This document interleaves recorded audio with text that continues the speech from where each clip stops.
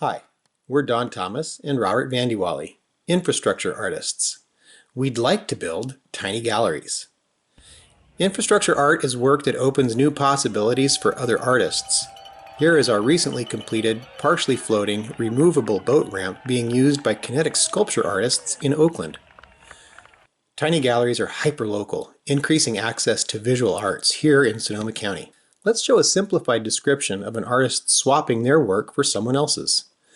At the Tiny Gallery, instructions are printed right on the kiosk. The artist takes a picture of their art and uploads it to the Tiny Gallery website. They get a message with the lock's key code. The artist brings their art to the Tiny Gallery, enters the code, and opens the cabinet. They swap their art for someone else's and close and lock the gallery. They can take a selfie with their new art and post it to social media, building the Tiny Gallery brand, and they take their new art home to display. Tiny galleries are a great way to increase art's value, offering greater participation in the arts and arts culture at the scale of community.